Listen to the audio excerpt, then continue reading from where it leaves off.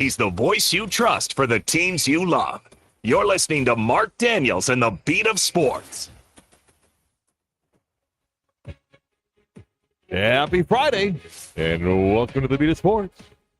Final day of July. August. Football. So close. Less than a week. Hall of Fame So game. Which we hate anyway. Oh, what? Also, I'm not even a big fan of preseason. Last night, it's 10, it's 11 something. Let's say 11:15. I get a text. Okay? It's not too late. It's not too late. But I see what the text is. Okay? That Big 12 radio text chain. We are now wishing Mark Johnson at Colorado a happy birthday. Mark Johnson's a great guy, has arguably one of the greatest voices ever, okay? And I know it's now going to happen, okay? But the timing of the first text, it's like this is late. And remember, this is a conference that stretches West Virginia, Arizona. And I am not going to send a text here right now, okay? And all of a sudden, out of the box, you got, I'm not going to mention names, but you got schools in both the Central and Eastern time zone, and it is 12:40. I fell asleep on my couch. I wake up, turn the TV off, going upstairs, go to bed, right? I get in bed. You know when you just get into that, I'm about to doze off, you're comfortable. You know, the great thing about my wife, she loves the air down low, so it's awesome, right? And I am out. 1:32, my phone goes off, okay? And, Chris, you know some of the things happening in my world right now that when my phone goes off at 1:30, I am hoping it's not a message.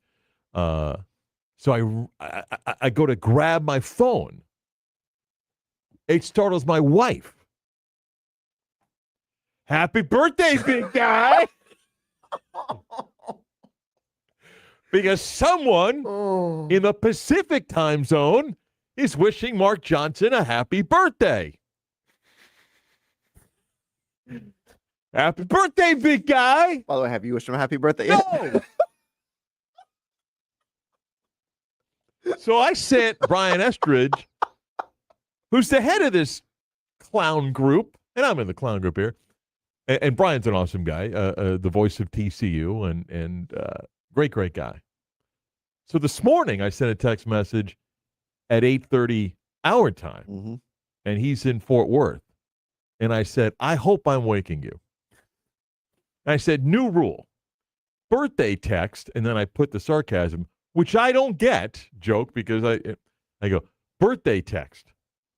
Broadcaster of the state for the year, bowling 250, or your grandkid's graduation from kindergarten only takes place between 12 p and 9 p Eastern.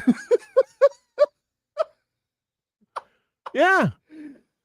Your grandkids graduating from kindergarten. Oh, you should see the stuff that gets texted out.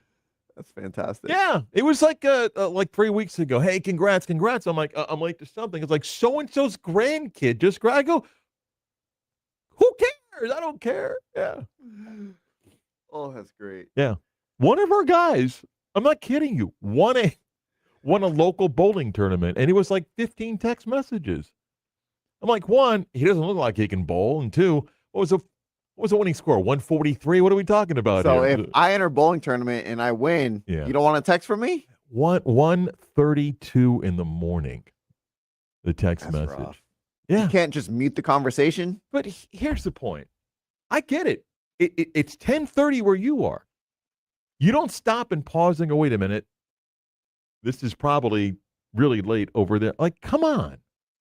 You can't think about that? That'd be like me sending a text at 8 in the morning to everybody. And if you're in Arizona, it's 5 o'clock and I'm waking you up. Have some common sense. Well, it depends. Did you see who responded? Was there someone from West Virginia who wished him a happy I just birthday? gave it away. The state the 130 text came from. I gave it away. Just told you where it came from. Hey, big guy. Happy birthday. But I'm saying, was there other text messages either leading up to or before that? From what? From West Virginia. I think Tony Caridi came after. I think he beat the midnight. He beat midnight. Okay. But come on, man. Come on. 132. Just scrambling to get the phone. Hey, big guy. Happy birthday. Unbelievable. Yeah. Anyway. Hey, Bob's daughter graduated. Congrats from college. No, kindergarten. Yeah. I'm leaving this group. Those are the type of guys that put the bumper sticker on the car. My kid's in the honor society. Yep. Yeah, well, my kid can beat the crap out of your kid. Anyway, how you doing, Chris? Having a good day? Yeah. It was a little bit of a rough night. Daughter woke up about 3:30. She get a text too about Mark Johnson? Happy birthday. Is she on the text chain too? Huh? Did you check her phone? Maybe she's getting the birthday text. She was crying. She didn't go back to sleep. My wife tried for like an hour and a half. Couldn't get her to go back to sleep. So I got her to fall back sleeping within 10 minutes. All right. Well, Richard's coming in studio today. Sweet. One of the topics Richard's going to get is yesterday's listener email. I want updates. I don't have an update, but I'm not expecting one right away, Yeah. but I want one within the next couple of weeks. you missed that. It'll be one of the items we get to at Richard on a sports law segment. Mike O'Donnell with hoops. We got football to get to. We come back. Chris and I will talk about Baker Mayfield. I've got some thoughts. You can share yours. I get why he did it yesterday. I don't know if it was as impactful, and I don't know if it's going to be as good as he thinks maybe it was. But first, here's everybody's favorite segment. It's almost like an unwritten rule that when you become a father, you become king of the bad dad jokes. What is Forrest Gump's password? One Forrest one. Are you ready to laugh? We know at least one person is. Here's CB's dad joke of the day. That's so great. Big guy. Happy birthday. Then you get the string of jokes like, "My gosh, how many birthdays have you had? Huh? Oh, Still God. around, huh?" Please, not one of those. Yeah. All right, let's end the week strong here. I had to figure out which one's to say for Mike Tuck, too. He's so Chris hard. is so pressured when Mike Tuck says it. It's so hard to make him laugh. Yeah. All right. Mark, where do plugs and cords go shopping? I don't know, Chris. Where do plugs and cords go shopping? The outlet mall.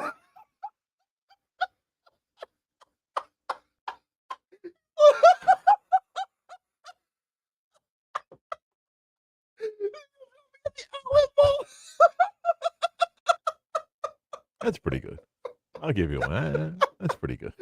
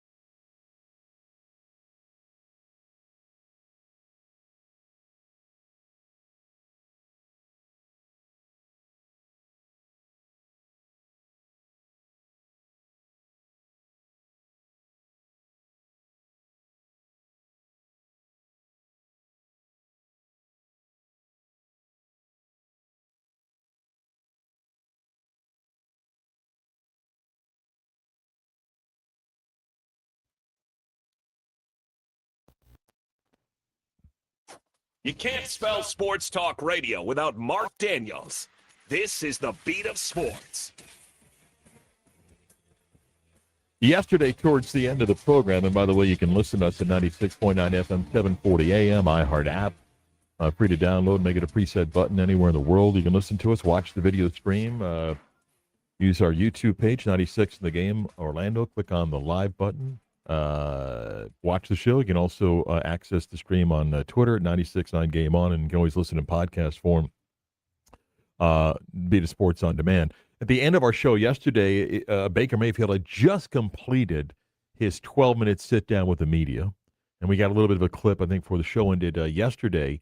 And Chris, I'm sure, like you, I also kind of went back and watched and absorbed a little bit. I'm a big body language guy, and it was interesting because Baker did 12 minutes with the media, then he did apparently 4 additional one-on-ones that were like 4 or 5 minutes each, okay? I want to play a little bit of the one he did with Jeremy Fowler because he gave some specifics about the contract offer from the Buccaneers. So this is Jeremy Fowler asking Baker Mayfield a little bit more about, hey, how did the discussions go and how we got to here. I mean, it was all 3 between years, average, and guarantees. Probably the most disappointing is years. Didn't get offered anything over 2. And so when you're told you're a franchise quarterback and they handle it otherwise, that's disappointing. So felt like I earned that. It's not a poor me pity party over here. It is what it is. And so that's why I said the deadline was training camp. Focused on the team, focused on getting better and trying to give this team a better chance to win a Super Bowl. What was the reasoning for that? For the deadline? Or for the number of years or just number of years? metrics that weren't there for I don't know. I don't know why I wasn't there. So I can't give an explanation. Yeah. You've said you're a franchise quarterback. You've shown that. Do you believe, and did you make a stance that you belong in that top 10 range, $50+ million? That's sort of the market and where you are. Yeah, and I told them, I said it publicly, I was never trying to reset the market. I know where I fit in on that. I'm not over realistic on that, but it's also, I know just to be compensated, put in that category. And salary cap keeps going up. The guys that are going to re-sign next year, it's going to look a lot different. So at the end of the day, it'd probably be still right about top 15 next year this time. And but it's unfortunate they failed to recognize that. All right, and they went on a little bit more. You want to comment first? I understand he wants the long-term security.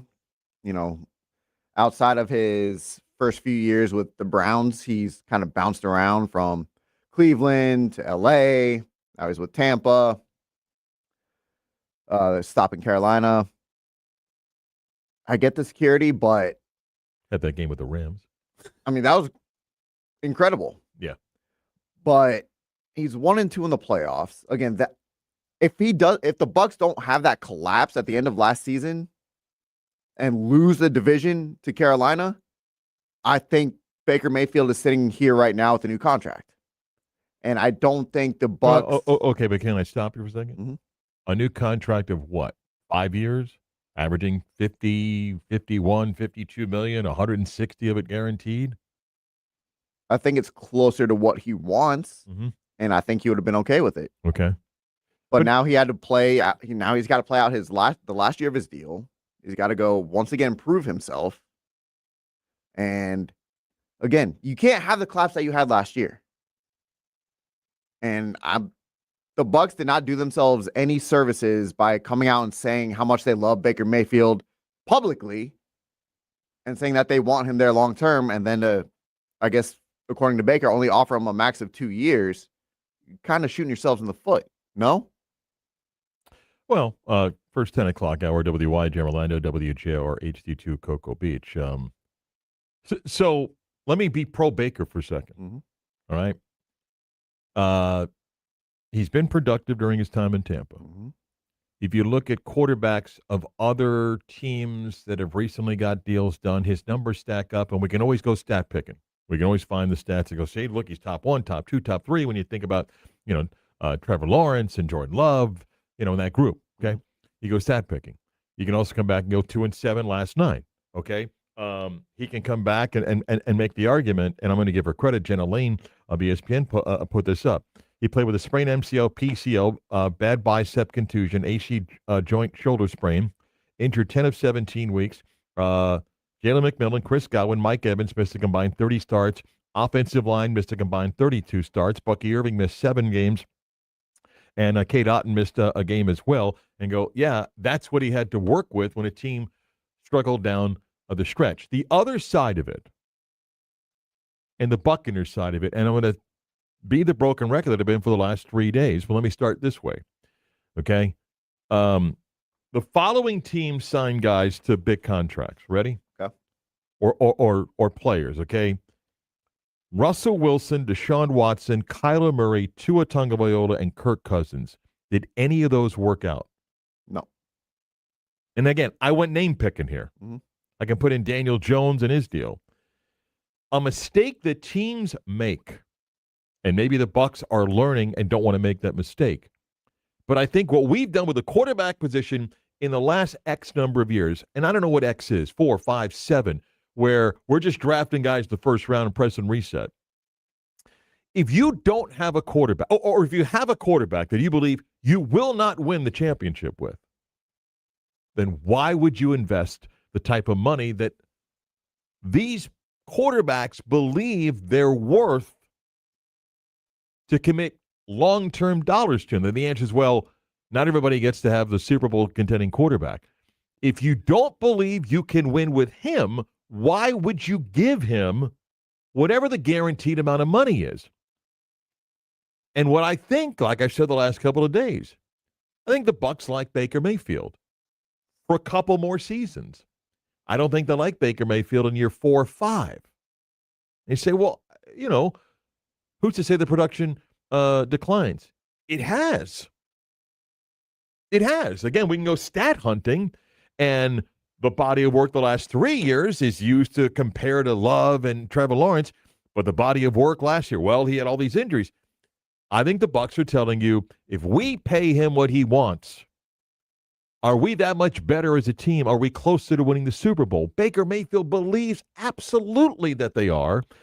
I don't think the Bucs feel that way. And I do think this. I understand why he was not emotional being loud and rude.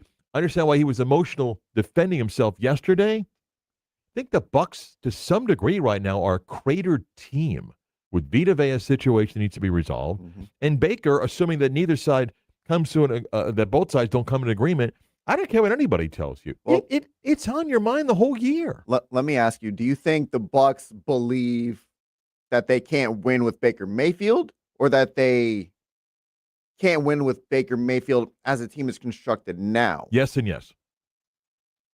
So to that point, I would agree, then don't sign him. I can play this game with a lot of people. For example, and I'm just going to use it, I don't know about Jackson Dart. I don't know. My sample size is not very big to say, well, can the Giants win the Super Bowl with Jackson? I don't know.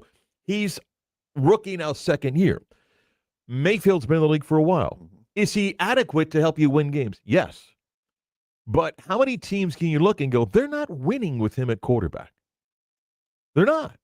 Stuff can happen, but likely not going to win with him. And you go, what about Sam Darnold? My point is, right now is when the Bucs have to make a decision for the next 4 to 5 years. I don't even know if the Seahawks would commit 5 years to Sam Darnold, right? That I don't know. Just that response kind of says, about 5, 2, yeah, okay with 2, 5, about 5. Well, and I think that's where you are, Baker Mayfield. It's like, I don't want to give you guaranteed money if I don't think we're going to win. Well, and to your point, if you have to think about it, then no, it's not worth it. It should be like yes, I want him on my team the next X number of years. Like, no matter what you think about Dak Prescott, Jerry Jones thinks it's not Dak's fault they haven't won a Super Bowl. And as much as I pick on you and the Cowboys, Dak's a pretty good quarterback. I think Jerry thinks, hey, we got to have some other pieces that work out. If you don't think you've got a guy, particularly where they're at and what the contract he wants. So when the Bucs offer 2 years and he gets offended, I get why he's offended, because he sees this as the last big contract to cash in. The Bucs see it as, look, we think you're good, and we'll give you a couple of years. We don't think we're going to win a Super Bowl. I'm not going to say that publicly, but this is kind of where we're at. So here's 2 years at 100. I'm making it up, but he himself said, Jeremy Fowler did, it was 2 at 100 million. How much was guaranteed? I don't know. No, man. I want 4 with 150 million guaranteed or 200 million guaranteed. Listen, I've said this, and they don't necessarily compare. I love Aaron Judge. The Yankees gave him a terrible contract. Why? Because they're going to regret the backside of it. I would have given Judge 5 years, $50 million a year. Not 10 years where the backside of that contract is going to be horrendous. Why? Because year 2 stinks right now. He's not playing. I don't want to commit money to that. And I think that's what happened. Can I ask you something with the Bucks? Yeah. They're looking to do stadium renovations, aren't they? Who is it in Tampa? But to that point, is that playing any sort of role in how the contract negotiations I don't think, no, are going no, with Baker? But here's what I do think is a role. They committed to bring back a coach that is on the hot seat. Mm-hmm. For whatever reason. They didn't make a change.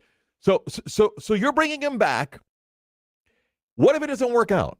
I've told you before, I think Baker and Bowles are... But hear me out. What if you sign him to that long-term deal, and then you end up getting rid of Todd Bowles, which means new coach, new OC, we're doing this again? I think to some degree the Bucs are like, I'll take the chance again this year. Mm-hmm. And maybe Todd works out, and if he doesn't, I got a new coach and a new OC. I think all those things are factors in what the Bucs were thinking here. We need someone to play quarterback. We want you to play quarterback. Here's a bunch of money for 2 years.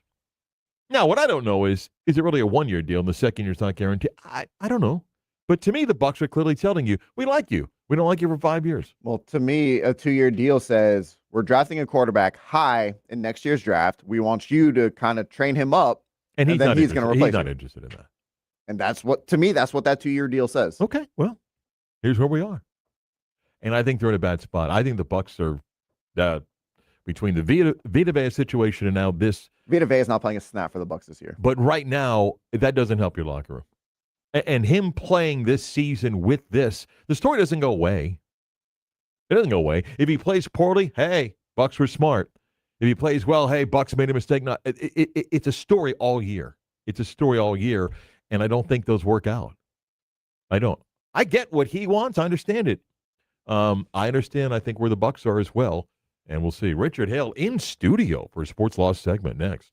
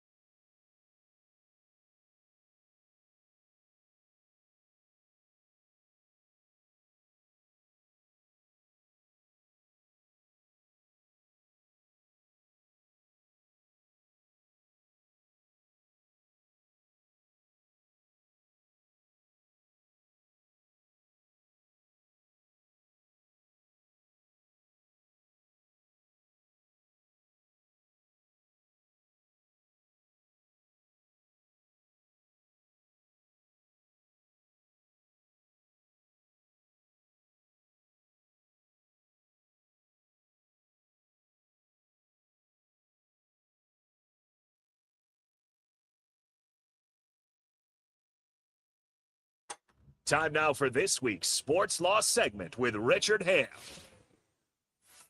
Well, we get the big guy in studio with us. Richard Hale is our sports law expert. Hale and Jacobson is the firm, and Richard's here, sitting right across. How about this? Man, welcome. You look handsome in person. Well, thank you very much. Yeah. You doing all right? I'm doing wonderful. You got a little summertime fun. Put that mic closer to you right there so we can hear you. We got a bunch of things that I want to get to, including what was a listener email yesterday that I thought was fascinating, and some people kind of wonder if there was a legal aspect to it, but we'll get to that in a little bit. I want to dive into some other things that are out there. We've seen cases like this in college sports. Player has an agreement, whatever it is. School's going to pay them. Deal's in place. And all of a sudden they just go someplace else, and schools say they're going to sue. Ole Miss is suing LSU, or Ole Miss is suing two players that they had under contract to pay X amount of dollars to play football. Deals that they agreed to in January, that then shortly afterwards, as Lane Kiffin goes to LSU, they go to LSU and are going to be paid by LSU. Ole Miss has filed a suit. Why won't they win? Why does anybody lose any cases like this? Because we don't hear, hey, so-and-so lost and owes them money back. Why would Ole Miss lose this case if there's a written agreement? I don't know that Ole Miss does lose this case. I think that Ole Miss, at a minimum, is going to get some of their money back. Okay. And what makes this case slightly different is the timeline, and you can walk through the timeline as part of the lawsuit. They've made it pretty clear that these kids were instructed, listen, there is going to be a liquidated damages portion of this agreement. And if you back out of this agreement within the next 90 days, because that was kind of the window that they had to decide if they were going to transfer or not. If you back out of this agreement, we're going to sue you. Make no mistake about it. We're going to sue you. Now, whether or not the players believe that or not is another story. And whether or not these players were told when they came to LSU that LSU would help pay out the buyout is another story as well. So there are many layers to this, where I think that, because of the timing, because of the contractual provisions, because these players were made aware that they were going to be sued if they left, and because they turn around and left within that 90-day window, I think there's a good chance Ole Miss gets the money back. Now, do they get the full extent of the money back? I don't think so. Why? Because I think that there's probably going to be at least some concern given to the fact that they didn't get any money, or maybe just a small portion of the complete payout. And that certainly would be a mitigating factor here, or would be a reason that they may not get the full pay. How does, for example, the NCAA, don't laugh, but the NCAA rule does say that when a coach leaves, the portal opens for players. How does that rule then come in play with whatever was in the written agreement? I don't know what supersedes the other. I don't know if that's the argument that the players can make back. And I've seen others say, well, why did LSU wait till now to do this? Why do it now as, we're into August? Why not do this? And apparently Ole Miss argument is we've asked for the money back. We've asked for the money back. And at some point we said enough. And some say, well, why now in August? Why not in May? Yeah, there are a couple reasons. It could be that they're worried about there being some statute of limitations problem. I don't know what the contract said, and I don't know how long it said that they could choose to enforce it. So I'm flying blind when it comes to that. But the other thought is, listen, we're about to get our hands dirty in college football season, and there is no love lost at this point between Ole Miss and LSU, and it's been well documented. And everybody's chomping at the bit for September 19th when Kiffin walks back into Vaught Hemingway. So there's certainly the timing of it is interesting. Why? Because I'm sure LSU kids are probably back on campus, practice about to start. Yep. And is this just a subtle shot across the bow here, to remind LSU and those particular players that Ole Miss still has an axe to grind? I don't know. Certainly that's probably not the impetus for the lawsuit. I think you're right in the sense that they did make multiple attempts to reach out to these players to try to broker an agreement, and they just couldn't. Let me move on. We've seen stories like this also before, but right now we've got a sports memorabilia seller that's filed a suit against the NFL, Fanatics, and TikTok, claiming that those three groups are working together to kind of get a monopoly when it comes to memorabilia and merchandise being sold online. Is there legs to this? There's legs to it, and let's set the stage a little bit. We have to go back to 2020, 21 Mm-hmm. during the time of COVID, and it became very popular to sell boxes of unopened cards online, and that those unopened boxes would then be opened for public consumption. So Right. we'd sit here and we've got a box of 1989 Fleer cards, and we're going to see if we can get a Ken Griffey Jr. rookie or something Mm-hmm. like that. And we're going to do it online. We're going to make a big deal about it. People can participate, and then people can actually bid on some of the packs of cards, or they can bid on a whole box of cards. And so that was the timing of all this, and what this card for this particular hobby shop, I Mm-hmm. guess, is alleging is that there was some collusion between Fanatics, TikTok, and the NFL. Now, obviously, the NFL and the Fanatic deal is exclusive, and you and I made a big deal about that a couple years back Yep. when Fanatics was able to secure those rights.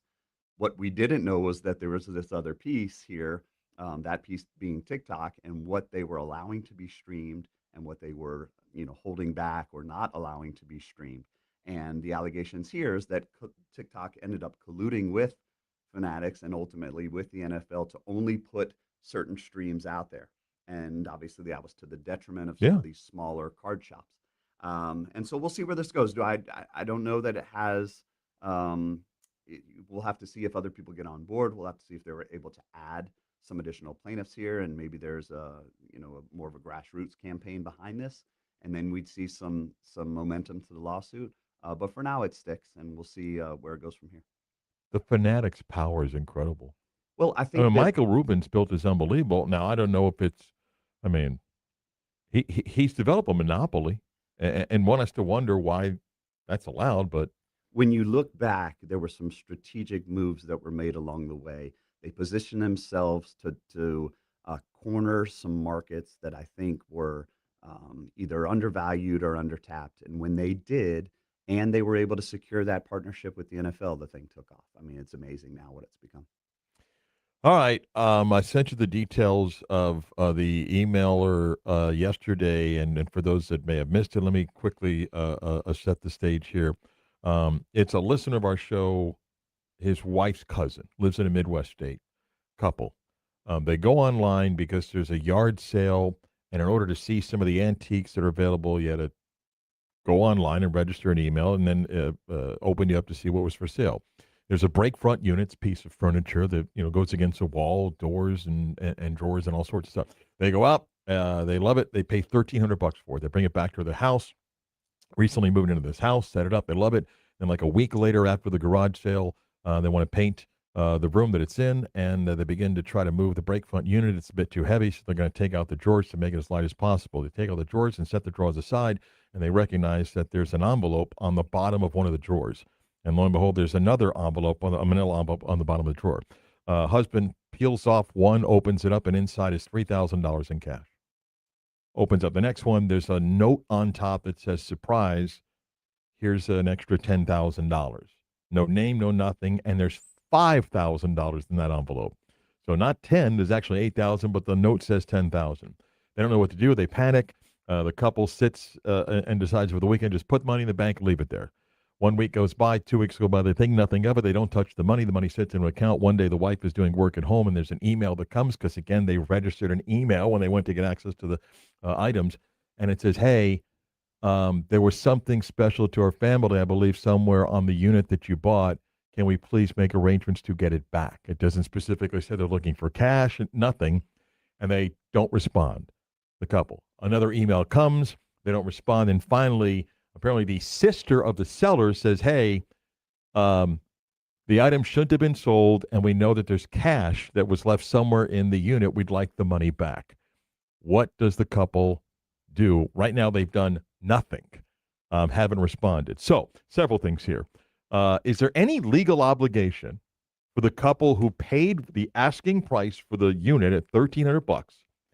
They have any legal obligation here to return anything to the party that's asking for the cash back?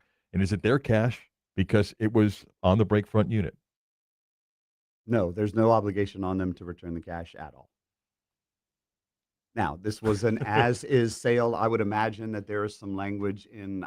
Obviously, you and I aren't privy to the email that went back and forth where they had to register to be part of the estate Yeah. sale or whatever. The only thing it is, was. understand is there's a written receipt that just said break front unit, $1,300 paid in full. Right. And that's it.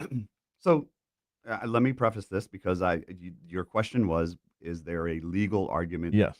for them to return this or the cash? The answer is no. However, I will say this, because this was a gift that was made as part of, it sounds like, an inheritance or something of that nature. Yeah. Then They're claiming the dad left a note, although the dad doesn't sign it. That the dad, doesn't sign it. And the dad passed away 9 years earlier. I can see an argument that could be made that was not necessarily that was a gift that was made as part of an estate, and that there may be some claim to that money Mhm. as part of that being a gift from the dead man's estate, Right. the father that passed, his estate. Yeah. And there was never any intention for that money to be included in the price of the break front. Yeah. And so that's a real stretch, mind you. I mean, to be able to say that. But if there is any argument to be made, it may be along the lines of, that's an inheritance that they were not entitled to. That inheritance was met for somebody else. And so, could that portion of the money end up in probate somehow because it wasn't, it was a gift as part of the. Couldn't I argue, though, hey, how do I know it's yours? Of course you do. Right? Okay, that's going to be like, the well, really. well, we know it's cash. Like, well, okay, maybe you guessed. Because, one of the tough things was they think it's $10,000. It's $8,000. So if you say, here's your cash back, they're going to go, where's your $2,000? Like, it wasn't here. Right. And I think that's where it gets complicated, right? And that's why the law would be fairly clear in my mind that, you buy this. And you can see there are cases in history where you've seen, somebody goes to a yard sale, Yeah.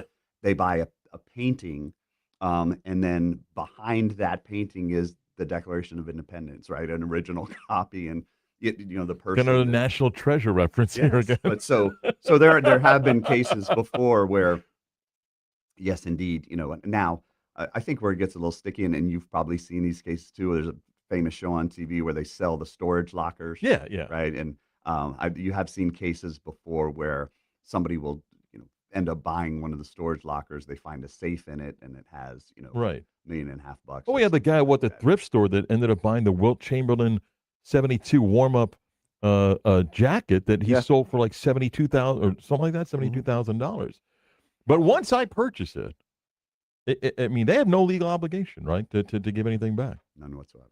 I mean, a conscience maybe, but And then it comes down to, hey, I think there is some wiggle room there to do the right thing and try to make everybody happy, but there's no obligation on their part to give back any of the money. The more I read it, I do wonder, and I said to Chris, if you went to the yard sale and you can see that this family's well off, you may be like, okay. If they're not, then maybe the heart wins. But there's a part of me that thinks that the dad did fairly well.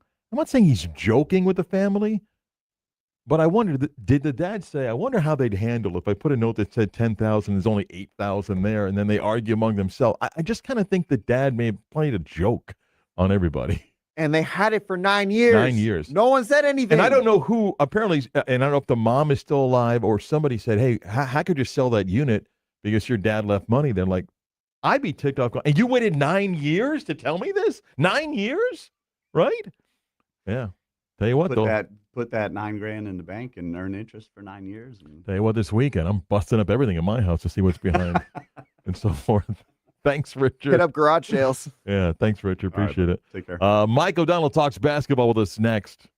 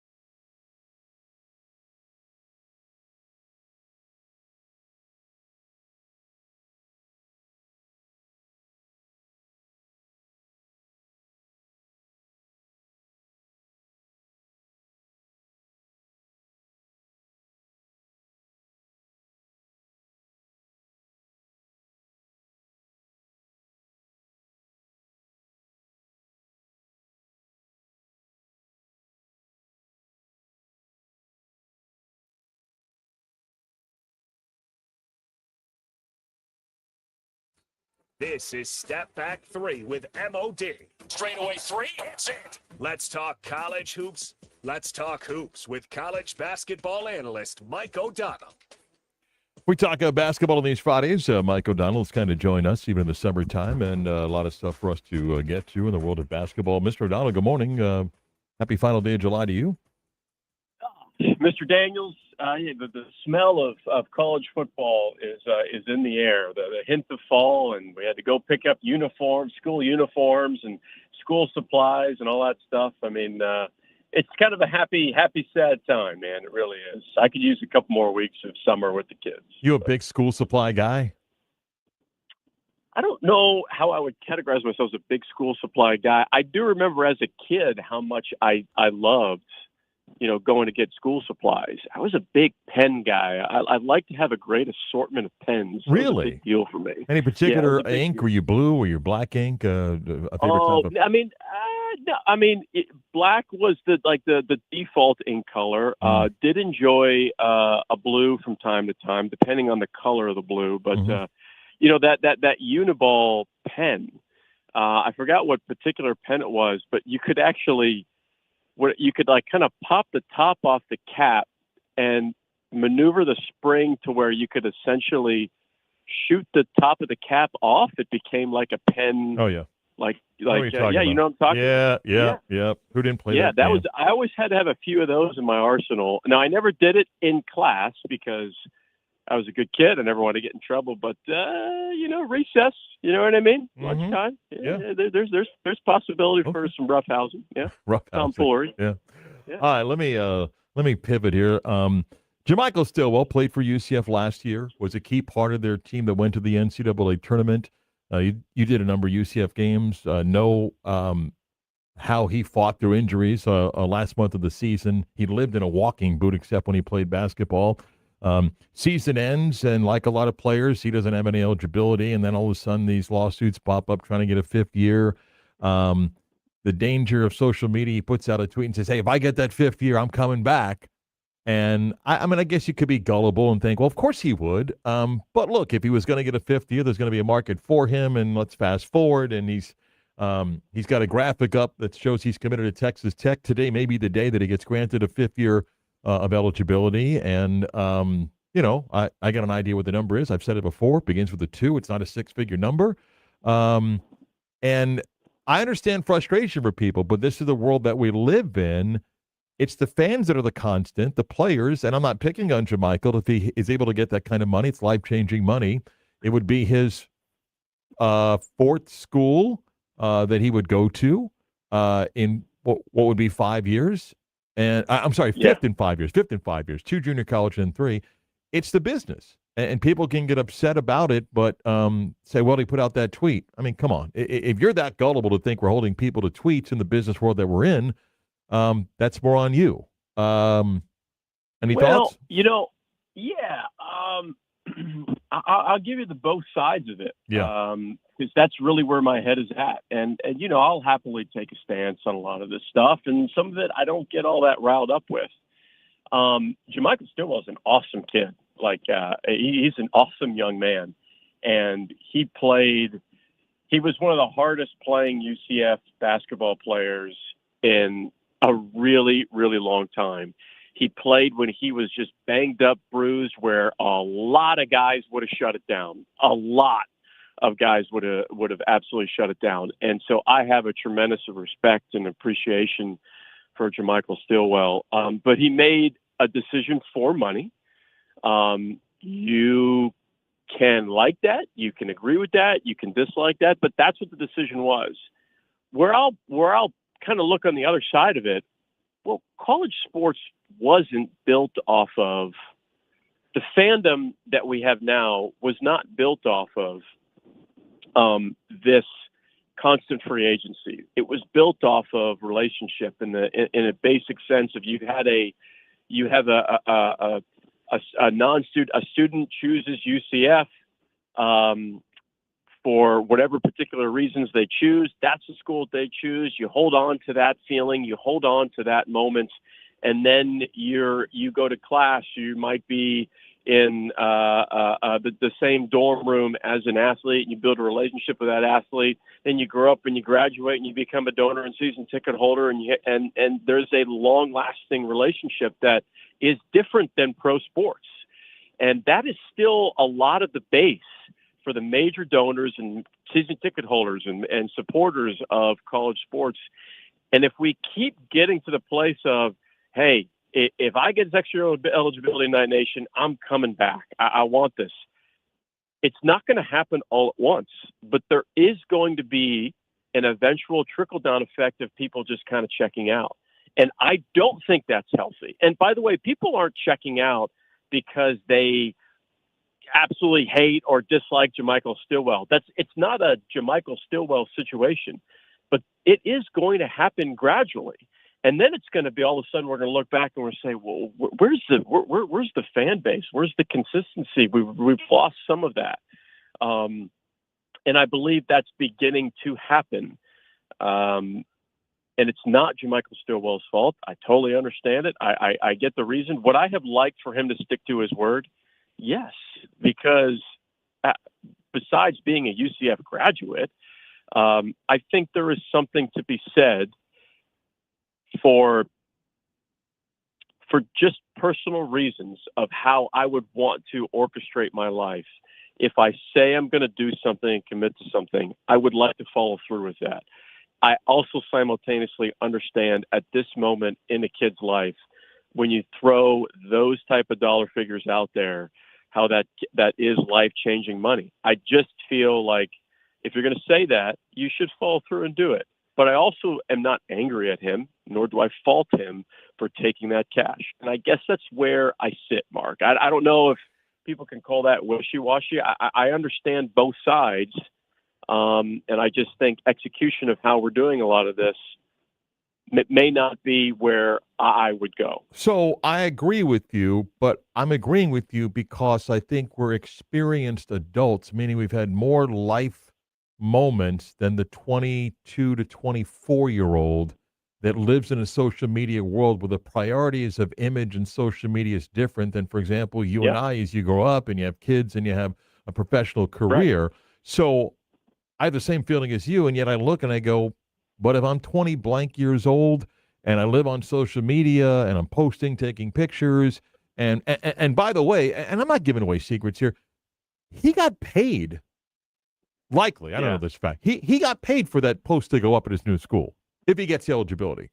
Why? Because that's the game, and that's why I'm able to go. I don't get upset because of a tweet that one put out in May, because I get the game, and I also think it's the life experience that comes into play, because you and I could do this and we'll agree. Is it in your best interest, even as, and you can laugh at the student thing, even as a young adult, to bounce from school to school? I don't think that's good for you either. I mean, you may say, well, it's certainly not. It's certainly not good for you academically, and you can roll your eyes what? at that. I'm sure No. Yeah. No. There are some people that are going to roll their eyes at that, but there is a middle ground that exists in that. I don't think it's good for you to bounce around, and I think it does have a lot to do academically, because most of these guys, me included, when I was done playing, I had it wasn't like people were just like, sort of like, oh man, Mike, we want you to take this job, and here's, I want you to start you at $100,000 because you're Mike O'Donnell and you were the captain of the UCF basketball team. No, man, I had to do whatever I could to get a graduate assistant stipend. Right. That's the real world. And there's a balance that I think we can get to where we can set these athletes up for success while simultaneously they make a lot of money. And also, Mark, that what you're also bringing into is, if you're just making a basketball decision for money, then it isn't a basketball decision.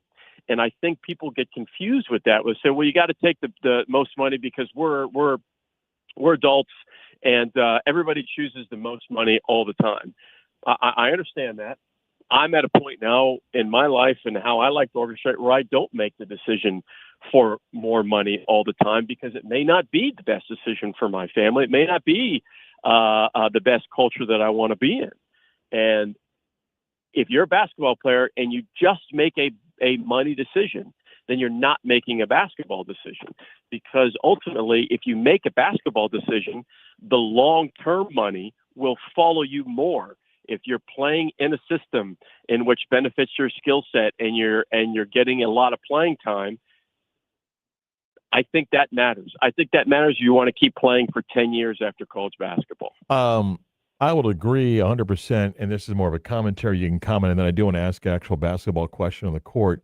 The industry as a whole should be embarrassed and technically is in violation in every campus in this country when it comes to academics, academic progress, and the rules that are not just in the gray area but bent because everybody gave up on academics. And the stuff that takes place now about transfer credits and the stuff that's done to make players eligible would have never been allowed, not 20 years ago, 3 to 4 years ago, that we just don't care about. That we just simply do not care. No one cares if anybody's going to class. No one cares if they're working towards a degree. Nobody cares. And that's not just fans that didn't have a reason to care. That's some of the people that were placed in leadership roles at higher academic institutions that simply quit caring about that. Not everybody, but most. And I'll just leave that there. There'll plenty of guys that'll go back and say, I wish I would have followed through academically, and it'll be the I wish I would have done that 5 years down the road, 7, 10 years down the road. The only thing I would say from comes from an academic standpoint, I still think it's important. I think it's important to get your degree. I think it's important for you to try your absolute best to get good grades. It sounds ridiculous and very, very old school, but I still think it's really important. And one of the reasons why I think it's important is it's not just for the athlete. College sports is so awesome for so many reasons. And it's also so awesome for universities. And it's even at a greater level.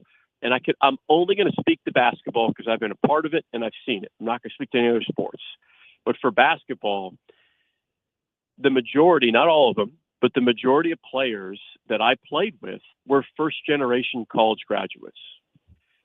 What that meant for mom, dad, especially grandmas, grandfathers, I've seen the tears, I've seen the emotion, I've seen the overwhelming family joy and pride that goes into seeing their son walk across the stage and get a diploma. It is such a powerful thing, and it's such a great thing that I still believe in that, and I hope that there is the middle ground to where that still exists. I want to end with an actual basketball question. I'm not trying to put you on the spot because I went down the hole here. I was doing some research for something that someone asked me to be a part of in the next couple of weeks, but I was looking at 3-point shooting. Okay, I'm going to ask you a question. And I got all three of these wrong. Okay, what last year was the 3-point percentage in college basketball of shots made? Every team, I'm going to say 32, 33%. Okay, it was 34. Using the international 3-point line of games that had registered scores, meaning of leagues or whatever that had official scoring. The international 3-point line, which is not like the college 3-point line, what was the field goal percentage in those games? 35%. 34%. In the NBA last year, what was the average 3-point shooting? 36%. 36%. 34, 34, 36. And then I went down the black hole. The quantity has skyrocketed. Yeah. The percentage has not. Yes, correct. Yeah. But it's still you're winning games analytically because if you take 10 shots on a hole, and you make it's the effective field goal percentage. You want to make if both teams make 5 out of 10 shots, but one team one team has 2 threes and the other team doesn't have any threes, who's winning that game? Right. But here's the interesting thing, and again, you can do a deep dive. For every one what's considered very good to great NBA three-point shooter, in the model, the league adds 2.5 bad shooters to the model. Okay? Oh, yeah. And it gets Oh, worse in yeah. college basketball. For every Oh, yeah. 40% three-point shooter in college basketball, the sport is adding 8 that shoot below 25%. You know we're going to get to, right? What? You know things always kind of come back. Yep. Of where we're a couple years away from someone's going to say, you know what? We've got a bunch of shooters. We're all shooting threes. And defensively, now we're all used to just guarding the three-point line. Nobody can play post defense anymore. We're going to park our big fella in there, and he's going to average 38 a game. I don't know. I mean, we're not making that guy anymore, but you might be right. But I was a bit fascinated because, yes, we do have much better shooters on the high end of it, but we've added some really bad shooters to the different levels of basketball. And the median's been kind of just stagnant. Yeah. The median of that, because you've got the elite guys, the Steph Currys, and then you have a bunch of guys that take threes because that's the role that the team has asked them to play. Plus, it's easier to get an offensive rebound when you shoot threes too. So what the coaching staff says is, hey, take a three. Look, we want you on the right corner because of the right corner you shoot 34% from three. We don't want you on the left corner because you only shoot 32% from three. We'll take those 2 percentage points. Plus, when you shoot a right corner three, we've got a better opportunity for an offensive rebound than if you shoot a mid-range jumper because spacing is better. And then one last thing. No, you're right. And then one last thing, as a Knicks fan, I ended up going down this hole as well. Last year in the NBA, the top number 1, number 2 players in offensive rebounds that came after a missed three: Mitchell Robinson and Andre Drummond. Robinson played for the Knicks. He went to Boston. Andre Drummond played in Philadelphia. He now is with the Knicks. They were the top 2 guys in offensive rebound percentage on missed threes last year. Yeah. They know what they're doing. Yeah. The Knicks know what they're doing. Yeah. Mike, have a great weekend. Thank you. Appreciate it. You got it. Thanks, Mark. Mike O'Donnell. A little bit of life talk there, Love good life talk. Well, I mean, there's plenty of time for the hard court basketball stuff, but a little bit of life talk there. All right, 11 o'clock hour's got a weekend review, studs and duds, which we'll get to. But the hour kicks off with the news next.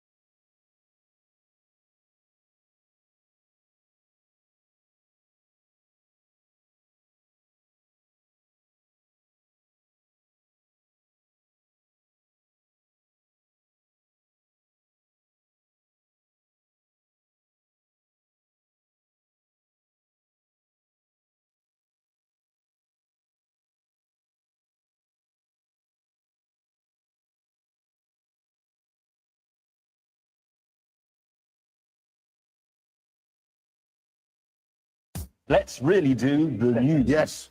Now it is time to do the news. But now it's time for the news. 11 o'clock hour, WYJ Orlando, WJR HD2 Cocoa Beach. It's the Beat of Sports. I'm Marc Daniels. Chris Vasquez is over there.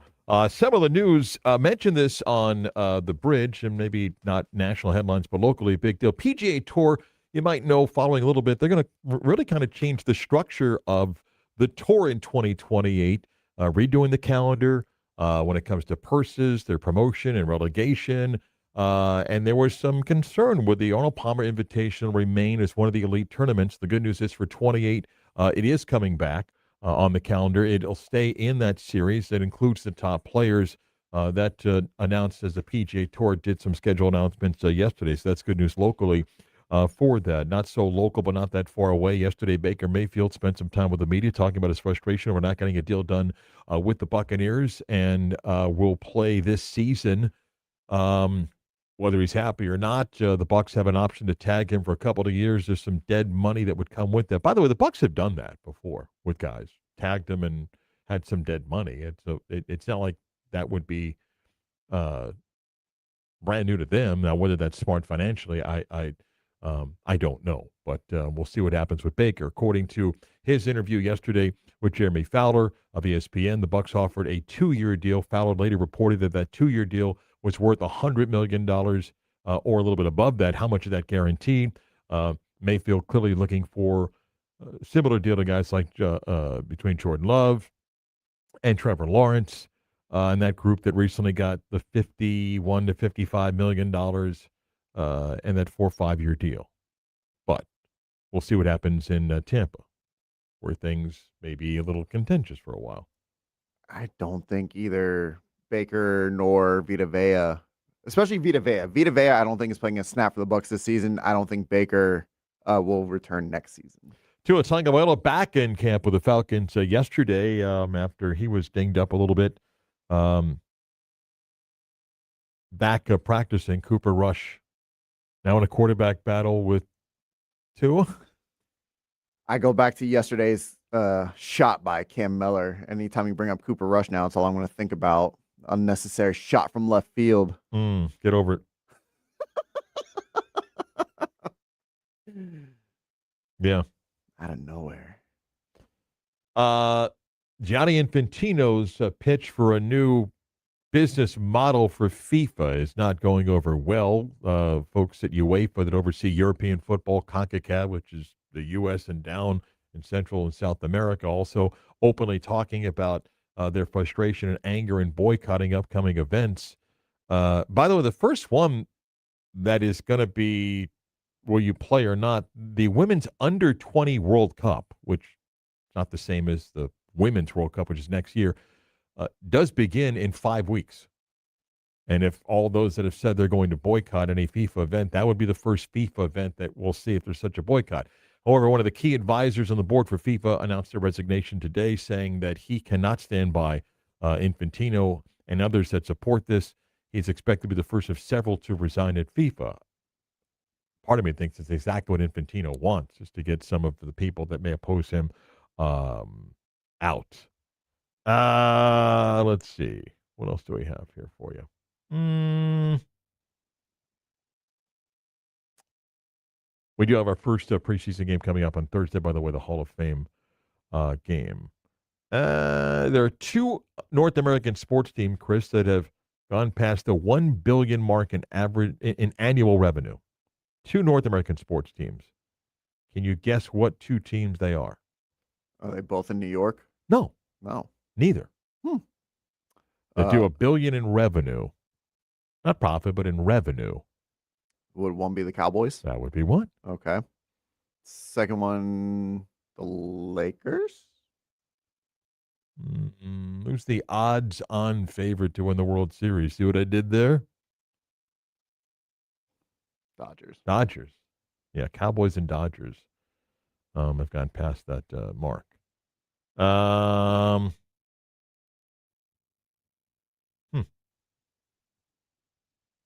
Yeah, that's what's happening in the world of sport. Oh, how about this one? There are only 3 major league batters without a home run at home this season. with a minimum of 200 plate appearances. I'm asking you to guess them, but one of the names on here, you're like, wait, what? One of them is Vladimir Guerrero Jr. That's insane. Does not have a home run in Toronto this season. That's insane. Wow. Luis Ariz of the Giants, contact guy. Chandler Simpson of the Rays, slap speed guy. Vladimir Guerrero Jr. After averaging 32 home runs the last 5 seasons, he has 6 this year, all on the road. Boy, is that interesting. Maybe the mail's not coming in as often as it used to come in. What are you talking about? What are you? I don't know. What are you insinuating? Listen, as big of a drop in power as Cal Raleigh's had, the big dumper, okay? And the big dumper still clinging to the World Baseball Classic, took him off his preparation, not as many at-bats and all sorts of stuff. Again, Guerrero's averaged 32 homers the last 5 seasons. He's got 6.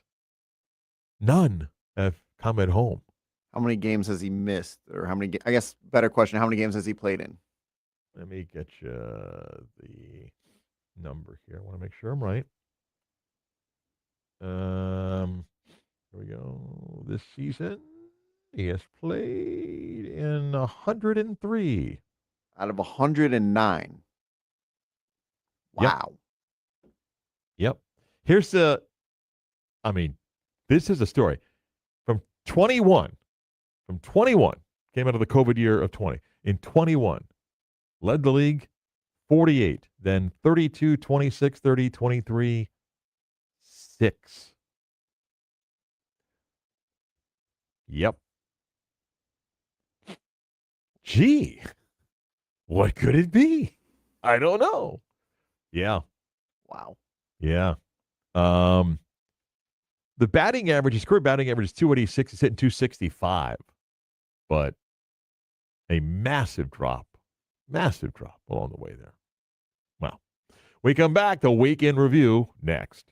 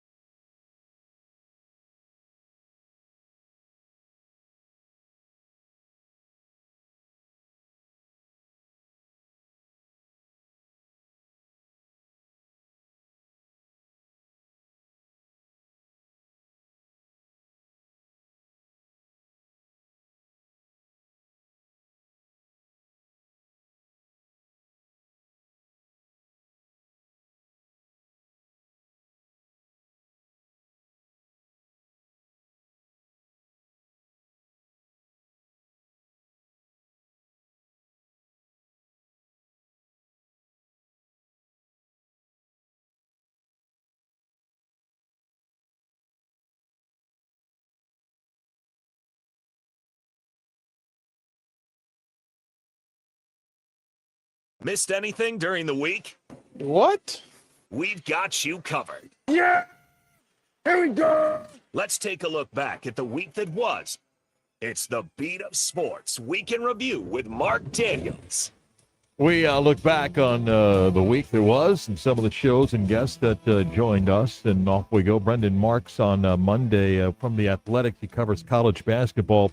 He and his colleague C.J. Moore have done this last few years. They try to talk to as many coaches as they can in the summer circuit. They were in Atlanta, the Peach Jam event, or just outside of Atlanta, the Peach Jam event, and put out a story about what teams are likely paying in Power 4 for college basketball rosters. And I asked him about where's the money coming from? How does this keep going up?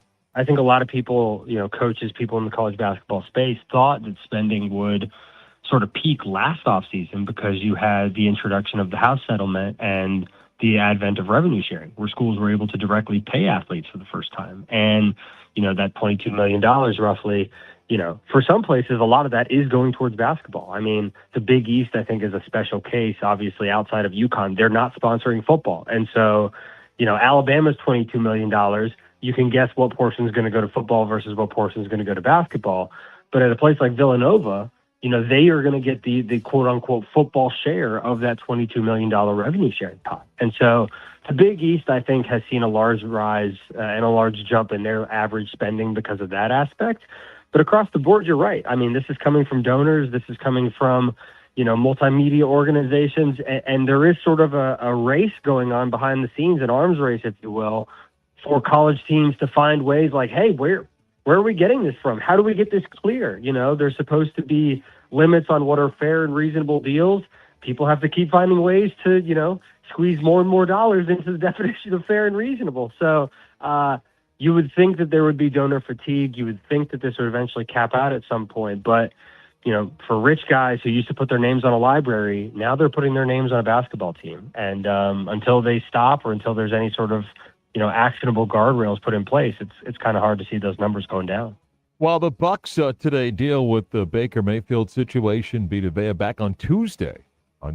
Chris and I were talking about the Bucks, and I gave Chris what I think is an idea why I think the Bucks may be in a tough spot this year and planning on the years to come. Last year, the Bucks were in nickel defense 61% of their snaps. The Bucks last year also started doing, not identical to hockey, they were shifting lines throughout the season last year. Out comes this group, in comes the next group. Vita Vea did play in over 70% of defensive snaps last year, but he's 31. He wants to be paid that one last big contract, okay? Chris, that won't be cheap, right? Baker Mayfield, you listen to what Jeremy Fowler said. Got 11 guys that make $50 million or more. He thinks he's outplayed some of them, and we can all go stat hunting to show that he's right. But if you're the Bucks and you're like, listen, we just brought in guys in the defensive line. We just drafted 2 guys in the defensive line. I'm not even talking about Reuben Bain. I'm talking about other rookies that they brought in. At quarterback, we like Baker. He's been productive when healthy. But do we want to pull the trigger on somebody that wants a 4 or 5 year deal? It's going to cost us a ton of money up front, and we have to prepare for the quarterback in the future. Are they in a difficult spot because the South is so either bad or wide open that you are hindering your transition? By the way, after the Bucs won the Super Bowl, next year they won 13 games, and Todd Bowles came in 8-9, 9-8, 10-7, 8-9. Sometimes, Chris, I think you and I agree, record of a quarterback is not a fair indicator of quarterback's play. Sometimes it is, or it's a part of it. And I just think the Bucs are in this spot where the South is the South, and they're not any closer to winning a Super Bowl. But if you win the division, you get a playoff game. So what do we do? Well, I mean, up until last season, they had won 5 consecutive NFC South division titles. So a little bit of fool's gold, maybe? Like winning the Atlantic Division or the Southeast in basketball. And I guess in football, we recognize first place in division more because it plays a factor in things. But, come on. On a Wednesday show, Eric Adelson joined us, and we were talking about a number of things in sports and sports journalism and coverage. And I was asking him, Eric's got a great passion for soccer. I asked him his thoughts on FIFA and the latest Gianni Infantino plan. this is the direction we're headed in America, unfortunately, is that if you hate the FIFA corruption, then you really should invest in journalism. You should invest in and believe in the local media, warts and all, because internationally, FIFA gets away with a lot of this stuff because they're able to run rampant in countries that don't really have an effective media. They don't have people that really hold truth to power. And then they're able to do whatever they want. And we're headed in that direction, unfortunately, in sports and society. And of course, I'm talking my own game because I'm a journalism professor, but I really believe it's true. If you can't stand the corruption of FIFA, then you really need who's going to stand up to that? Who's going to hold up a mirror? It's going to be the journalists. It's the players are probably not together enough. There's no real union. It's different countries. There's nobody else to do it. And so that's part of the problem that I hope we can avoid in this country. Really shows like yours and others where we talk about real issues. That would help. I appreciate the compliment, Eric, and I do think we try sometimes to get real issues, like more on the FIFA thing. Margaret Fleming, in front office sports yesterday, about Gianni Infantino, and is he going to rig this to make sure that he gets the votes to pass what he wants here? So far, considering there's nobody up against him, he's winning. But I think, it's kind of that same thing as before with he only needs half the vote, who he can kind of get behind him. And there's a lot of countries that he has really accelerated or is trying to accelerate the growth of football, and they're kind of opening up World Cup spots for them. And they might be okay with some of this other stuff that he's doing. So for a lot of people, Infantino is not necessarily a supervillain that he is to Europe or to some of these other countries. So it's interesting. It's like even if they put up someone against him, he's still a lot of support. Several continental bodies have already come out and said that they support his reelection. So it's like, how much is it rigged, or has he kind of positioned him to be supported already, and not necessarily in the best of ways from our perspective. But it's interesting. I don't know if I'd go so far as to say that he has it rigged now, but it certainly looks like if somebody goes up against him, he would most likely still win it. I just think it's set for 60-14 World. Well, why can't I shut up during her answer? Did you notice I was like, and I know I was trying to get another question in, but like, how about if I just shut up? Not necessary on my part. Stud of the week. Well, yeah, it's valid. I kid. Go ahead. Stud of the week. Down 3-0. Final out. Final strike. Then this happens. The 0-2 from Straub. Clemens in the air to right center field and deep. Back it goes. Deep it goes. And Tony Clemens wins it. And the Twins walk off the Royals once again at Target Field. Can you believe it? 4-3 the final. Down to their final strike. Twins win. Twins win. The Twins win it. That's a great call. Cody Clemens, first player with a walk-off grand slam with his team down to the final strike since August of 2018. It was his second career grand slam and the sixth walk-off grand slam in Twins history. What a time. That's cool. What a time for it. The Twins were no hit through 7. Noah Cameron allowed just 1 hit for the Royals through 8 innings. And the Twins win with 3 hits. 4 runs, 3 hits, walk-off grand slam. Chris, my stud of the week, I need you to walk with me here for a little bit, okay? Okay. My advice for relationships for guys, and I learn every single day. I've been married 32 years and with my lovely bride for about 35. Okay? We're all flawed, man. No one's perfect. But details matter, and you got to listen. You got to listen and remember details, because if you do that and then you apply some things, it likely helps you in the long run. And I say that because my stud of the week listened, remember the details, and it benefited him. Atlanta Falcon wide receiver Drake London went on a second date with someone that he thought was interesting. And the second date, laugh however you want, was at a Taco Bell. They had dinner at Taco Bell. And he remembered because the woman said to him, and laugh again, however you want. She said that night that it would be a dream for someone to propose to her with a meal from Taco Bell. I know I'm laughing too, but the little things in life he remembered. So fast forward as their relationship begins to grow, and he wants to pop the question to what he wants to be someone to spend the rest of his life with. Sophia, I believe it's Gabby, is the woman. I'm going to play a portion of this because if I play the whole thing, I jump off the building because I couldn't stand the entire clip. She is on Instagram putting makeup on, explaining the whole process of the day that he proposed. And they went to this place and there were alpacas there. And then he gave her a gown that he wanted to go change into. Not something sexy, but to then come out and meet him outside in a area. And let me pick up and again, I fast forwarded because the first 5 minutes I wanted to put a nail in my eye. Yeah, I know. Yeah. Let me see if I can get. I blacked out. I could barely recite to you anything he said. After he proposed to me, he pointed out the table setting that had all the Taco Bell sauce packets. I have a crazy love for Taco Bell, and the detail that he included in the proposal was actually something I had mentioned on one of our first dates. So he had Taco Bell, everything he could think of off the menu, and the picture, it's hilarious because the picture, it's got white flowers, it's got a sunset, it's got this, like, you're thinking great Italian wine, and the chef, he put Taco Bell. And I'm telling you, it's the details, man. It's the details that matter in a relationship. My stud is Drake London, because we don't listen enough in life. We don't. Guys, don't listen. If you listen and you remember the small details, it goes a long way. And my stud's Drake London. Good for him.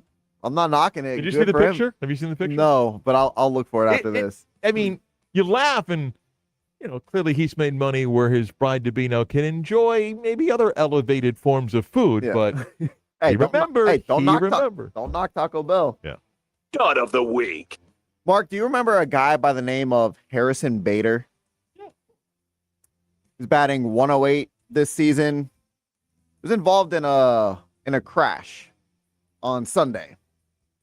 Witnesses say he was seen drinking at a few establishments before hopping on his scooter, and at 2 a.m., he crashed into the back of a fire truck. But it gets worse, Mark, because said fire truck then backs up over his foot.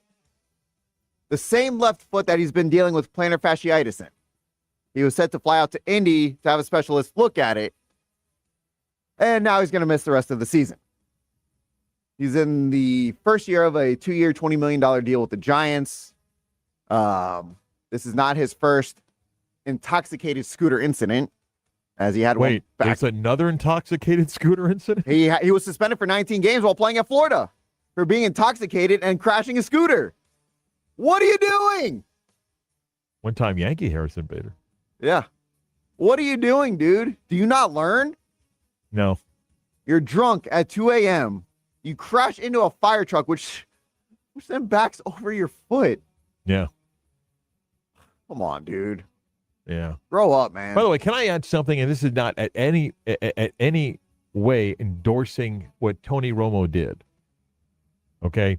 But the clip that's gone viral of the police video where they ask where you're going, and he talks about grandma and grandpa, and then people go, his grandparents have been dead for years. Others I have seen since say that Romo calls his parents grandma and grandpa because when his kids are around, I'm not saying he wasn't drunk and so forth, but he wasn't telling the police officers he's going to his grandparents' house who've been dead for 20 years. Right. Doesn't justify at all what he did. I'm just telling you that a lot of people were laughing about that. This is a weird story with Romo. Oh, yeah. By the way, before I get to my dud of the week, and maybe they can be part of it, have you seen that Shanahan, there'll be no charges? Yeah, I did see that. There'll be no charges at all. Weird, right? I could have done that. I could have done Infantino and FIFA. My dud Please is be LeBron James. no. My dud is, and I've said this a couple times this week. I don't watch the WNBA much. I can tell you again who the best players, the best teams are. I know where the best players play. If Caitlin Clark's playing, I might watch a little bit longer. I don't go out of my way to watch WNBA. I have nothing against it. It's just I don't watch much, but I'm aware of the noise that's been out there, and for a league to have as many opportunities and just blow it PR-wise, it's unbelievable. From the commissioner's handling of a number of league issues, to the inability of handling things like we saw in Seattle the other night, to posting video clips of players that may have been playfully talking about gambling. This league for years, and rightfully so, asked for media coverage as their market demand increased, meaning more people were interested in it for whatever reason before Caitlin Clark and then since Caitlin Clark. With that comes a responsibility on how to handle that coverage of players and coaches and the league itself, and they're horrific at it. They're just horrific at it. And I'm not coming from the X and O's part of it. I'm just saying as someone that's watched some of the stories and how they've handled it, they're terrible. And that includes the commissioner. That includes players that are terrible at this. And messaging by some of the media. You're not helping at all. The play of the WNBA has earned the ability to draw new fans and coverage. But the people that are involved in it just continue to drop the ball when it comes to that, and it hinders the development of the sport. That's my dud of the week. That's the Week in Review. More The Beat of Sports next.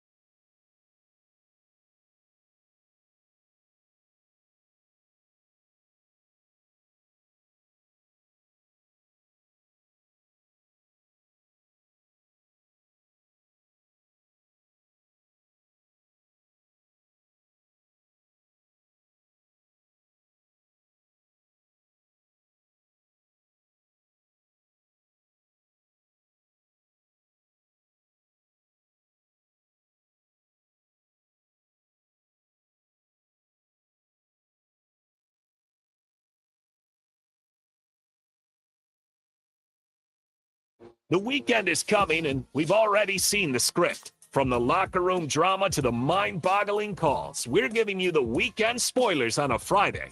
Here's what will we be talking about Monday.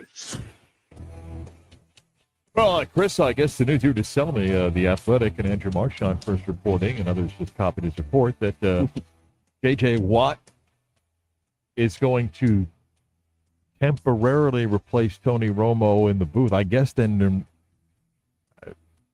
he had a assignment the first full week of preseason coverage for CBS with Jim Nantz. I don't know what this means long term for Romo. See, I may be wrong here. I thought that, hey, made a mistake, public embarrassment.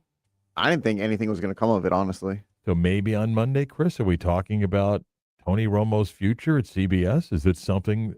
He's got a big contract, and Romo's taken a lot of heat the last couple of years. Is it their way of getting out of the contract? You know? Is he still going to collect money if they fire him? Well, they would have cause. I'm sure he's got the clause that would let him get out of it. Could be. Maybe it's a wake-up call for Romo. By Monday, is Vita Vea still a buck? You dropping something here? Yeah, I don't think something's going to materialize that fast. I do think when you get through a weekend by Monday, maybe your belief that it's never going to take a snap for the Bucs becomes a little bit more clear. The whole Aaron Donald thing, this isn't going to happen by Monday. I think Donald and the Rams already know. Mm-hmm. He doesn't need camp. No. He doesn't. You're like, well, Aaron Donald doesn't need camp.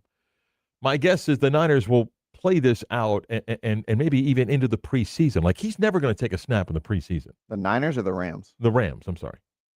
He's not going to take a snap in the preseason. No. So I think they already know. I think he's coming back to play. And after their second game, I think they'll say, guess who's back? That's what I think. Could see that. Yeah. By the way, I didn't mention this before, and it's not really about something that happened on Monday. Did you see who called the game on ESPN last night? Carl Ravitch. Yeah. And he's going to call a Yankees game and the Little League World Series. Yeah. So a little birdie tells me this, that Ravitch was shocked but tipped off that it might be coming. And apparently he and his people did have a conversation with ESPN about, okay, I got that thing in Little League World Series, and he's been their go-to guy to do that. He doesn't do every game. And I think they all said, hey, do you want to do it? And I guess he said he wanted to do it. And I think also he said, if I do that, can I do a couple of other MLB games? And they obliged. So he is leaving, but he is going to do a Little League World Series, and he's going to do, I think, 2 more MLB games. Is he just, we'll call it a quote-unquote cap casualty? Is he just too expensive for ESPN to keep? That's why he got the axe? Well, I think a lot of these guys are. Yeah. But he was so good at what he did. People can spin the Ryan Clark thing however they want and may not believe that ESPN had a numbers game. In knowing people that have been part of the process of being let go, somewhere up the ladder, someone says, find me $10 million. And then that's how it goes. And Ryan Clark apparently was making over $2 million. And he got fired because of his controversial. He got let go because he was a number. That's what it was. Well, then why they keep this person, that person? I don't know. Sometimes length of contract plays a factor in it, and things like that along the way. It was not. Can we stop saying it was the whole Peter Schrager as the non-football player in you? Can I tell you what 95% of these text messages on my phone are? Big guy. Yeah. Happy birthday. Yeah, the Big 12 radio group text chain. And Mark Johnson, the voice of Colorado's birthday. You have 16 of you in that, correct? No. No. Because I told you, all of a sudden, I got color analysts on here, engineers, good Lord, spotter. There's like 40 people on this. Oh, someone did text in. They wanted to know if anyone else, like any other Big 12 play-by-play guys have their own radio show, or is it just you? Good question. I don't think anyone does 3.5 hours a day. I think 3 do at least 1 hour. Somebody does 2 hours a day. And then just Greg Rubel at BYU. I'm going to forget someone else here. There's only 3 of us that do football, basketball, baseball of the 16. Now, there's on baseball at Colorado or Iowa State, but only 3 of us do football, basketball, baseball. And Greg at BYU and I are 2 of the 3 that do all 3 sports, and we are the only 2 that engineer basketball and baseball on our own. Yeah, I'm going to throw this phone here. Swear to God, I'm going to throw this.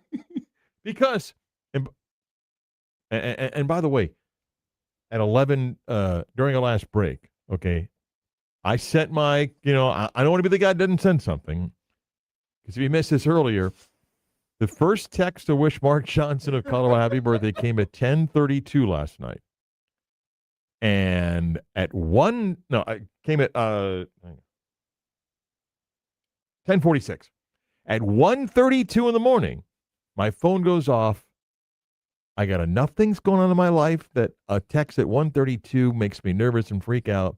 And I pick up my phone, and it's somebody in the state of Arizona going, "Big guy, happy birthday!"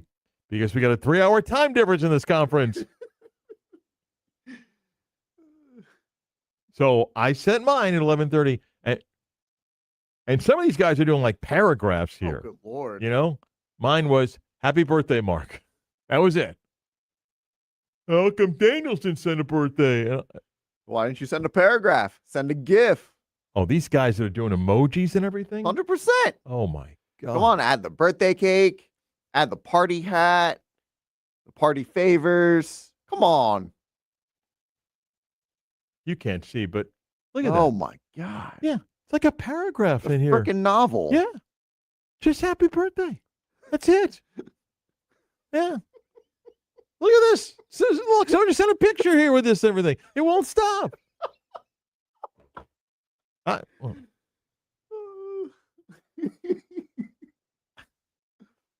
And you can't opt out. You can't. Why not? Well, it's like, oh, hey, I noticed Daniels didn't put something out there. You can't just mute the conversation. I'm telling you. You can mute it. I'm going to go back and I'm going to show you the one where, no one's listening there. By the way, the guy just sent this paragraph. Mm-hmm. He's the one that they sent out a congratulatory text for his bowling accomplishment. Hey, don't knock it. I'm not knocking being good at Don't bowling. knock it. But if I win a bowling tournament, I want a congratulatory text from you. I just told you what his score was. It's a good score, but it doesn't warrant the attention that it got. Or so-and-so's grandkid graduated kindergarten, and we're going to start sending text messages out. What are we doing? Yeah, the graduating kindergarten thing. Why do we do that? I didn't do it, and I didn't respond to that one. Somebody had a 40-year wedding anniversary. Okay, all right. It's like the episode of Seinfeld where they all started kissing each other. They were going, "Hey, Jerry," and not doing the kissing thing anymore. Oh, you don't want to be part of the group anymore. Well, that's my fear. Do you want to be part of the group? Next thing you know, I'm on a road trip. Go, "Hey guys, yeah, we're busy on pregame. Daniels, close the door." You don't want to be shut out that way. Hey, you guys going out? Yeah, you're not invited. So you gotta be careful when you're texting or not texting. How often do Big 12 play-by-play guys, analysts, spotters, how often do you guys get together? Well, not much anymore. I mean, at Big 12 Media Days, I think there was only like 6 of us because it was early July. A lot of people doing vacation. We try to get together at the basketball tournament, but now you got games on Tuesday. Some teams don't play till Thursday, so those guys don't fly in till then. So we try to do it in basketball, but not that often. Yeah. God forbid you don't respond to a text. Back to put a wrap on the week next.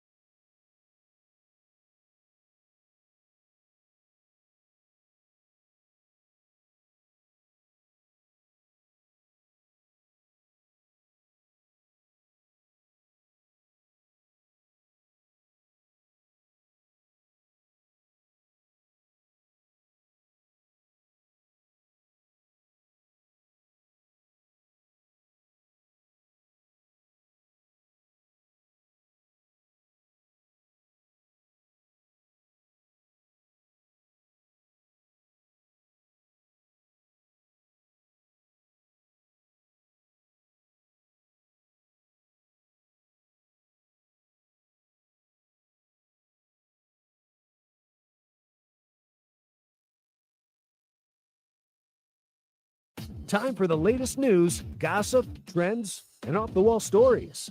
Trends. That's the craziest thing I ever heard. Now the COO at FIFA has come out to say he was deceived by Gianni Infantino's plan, knew nothing about it. He's not yet formally resigned. Meanwhile, it appears that FIFA is paying some African journalists to write positive stories about the World Cup plan because they need the money. Scam after scam after scam.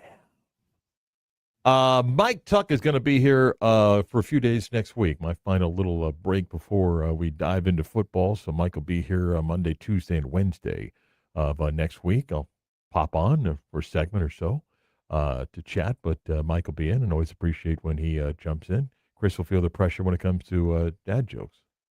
You're nervous right now. Unbelievably hard. You're going to be nervous all weekend trying to figure out. Yeah. Tough spot. I mean, I have some in the chamber here ready to go, Any but big I plan don't for the know if weekend? he likes them. I work all weekend, so I'll be at Castleberry tonight, Avalon Saturday, Sunday. All right. Head on out. Say hi to Chris and support the folks at Weekends. Bobby was out today with business. We'll get him back on next weekend. Missed any of today's program, go where you get your favorite podcast. Type of the Vita Sports On Demand. When you're there, subscribe and get the show downloaded to listen when it's convenient for you. Go back and watch the video stream on our YouTube page at 96.9 The Game Orlando. We always end the week telling you do something kind for someone who doesn't expect it.